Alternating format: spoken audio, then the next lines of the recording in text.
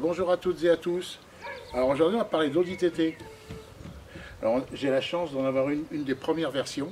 En plus celle-ci elle n'a pas été reprise ni modifiée, c'est vraiment celle telle qu'elle a été présentée au Salon de Paris. Et en étant confiné, je me suis mis à fouiller dans mes dossiers et dans mes dossiers j'ai trouvé cette petite merveille. Ça c'est de décembre 95, c'est le dossier presse d'Audi où il présentait le concept car coupé cabriolet. Alors on va regarder dedans ce qu'il y a et après on fera le comparatif de ce qui a évolué entre le concept car et la voiture de série. Alors dans le dossier il y a un magnifique calque sur lequel on voit différentes vues esquisses de la TT. Donc on voit là en plus TT qui veut dire tourisme trophy. Voilà le beau TT comme ceci. Et on voit, alors là, ils avaient prévu la roue de secours à la place du coffre. Bon, il y a plein de petits détails comme les échappements. Là, on voit qu'elle est un peu plus ramassée que sur le dessin qu'elle ne l'est en réalité. Voilà, un joli calque, très très sympa. Donc là, sur la pochette, on retrouve le dessin du cabriolet qui est magnifique, avec des ouïes qui ne sont plus en série qu'on retrouve ici, là. Mais par contre, on voit bien le bouchon du réservoir qui déjà était pratiquement validé, quoi. Donc maintenant, il y a toute une série de photos. On va les reprendre, on va regarder en fonction sur la voiture les évolutions. Alors, sur cette magnifique photo, on voit les deux véhicules qui avaient été présentés au salon. Et on voit le TTS Roadster et le TT coupé. Bon bah alors, là, ici on voit la photo de profil. On voit bien que l'idée générale, elle a été retenue pour la voiture de série. Bon, sauf que là, on voit qu'il n'y a pas de glace de custode. Ici, il y a un arrondi plus important. Mais la ligne de l'avant, c'est pareil. Les jantes, elles ont quand même évolué un petit peu. Et à l'arrière, eh bien, on retrouve exactement la même courbure. Il n'y a qu'à cet endroit-là que ça a vraiment changé quelque chose. Ensuite, après, il y a quelques détails sur les pare-chocs et sur les boucliers, pardon. Mais on verra ça après quand on fera les faces avant et les faces arrière. Les rétroviseurs, on voit qu'ils sont un petit peu plus ressortis de la caisse, mais l'idée générale est là. Bon, alors sur la face avant, on voit qu'il y a très peu de choses qui ont changé en fait.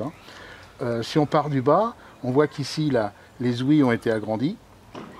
Elles sont maintenant avec un nid d'abeille, ce qui est quand même beaucoup plus évident pour faire la route. On voit que la grille ici, ça a été un peu plus incliné et des nids d'abeilles dans les anneaux. Les feux, ils ont la même configuration sur fond noir avec... bon là, celle-là, elle a l'option des vitres fumées, mais avec les trois ronds qu'on retrouve bien ici et le clignotant en bas. Et là, on voit bien que les rétroviseurs ici, c'est plus haut que sur les autres là-bas. C'est plus haut et la forme n'est pas tout à fait pareille. Voilà ce qui a changé sur la face avant. Bon alors la vue arrière maintenant. Donc le modèle que l'on a ici c'est un 180 chevaux. C'est vraiment le modèle de base, comme je disais tout à l'heure, c'est vraiment le modèle qui a été présenté au Salon de Paris. Donc on voit qu'est-ce qui évolue. Bah, déjà on va voir déjà au niveau de la trappe, elle a tourné d'un quart de tour. Là elle est plus plate, ici elle est bombée. Et un petit peu de vent. Les feux. Là, c'est que du 3 ovales. Là, maintenant, il y en a 4. On voit qu'il y a un ovale ici un peu plus et les feux ont été légèrement modifiés ici. Là, bien sûr, elle est désiglée. Maintenant, il y a le sigle TT. Il y a l'antenne qui a disparu. Et on voit ici le genre de diffuseur qu'il y a derrière. Là, on voit que les échappements sont recourbés sur la route, alors que sur la 180 chevaux, il est droit ici. Et sur la 225, il y a deux sorties rondes droites derrière.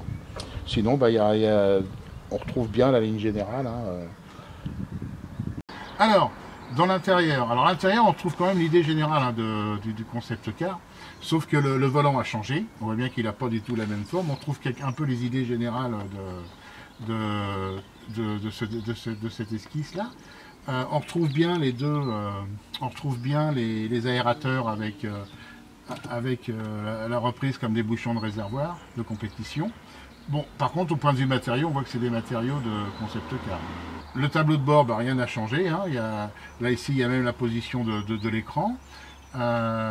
Les boutons ici, on retrouve les mêmes boutons, sauf que là, ils avaient des particularités, certainement pour mettre les feux et tout ça, alors que maintenant, on le retrouve ici, là, sur le côté, alors qu'ici, il n'y a rien. Voilà. Le levier de vitesse, il a évolué. Là, c'est une espèce de levier de vitesse compétition. Et dommage, moi, j'aurais peut-être bien gardé celui-là, ça aurait été plus sympa. Mais bon.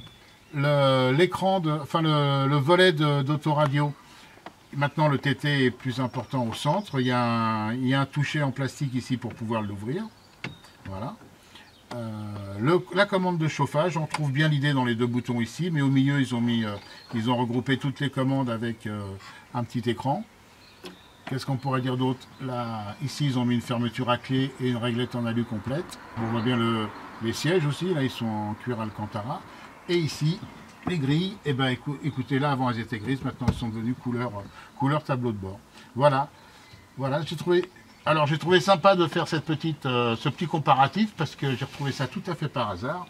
Et j'ai trouvé ça vraiment très très sympa. Et vous me direz si l'idée vous plaît, si elle est bonne. Voilà, il ne me reste plus qu'à vous dire à bientôt.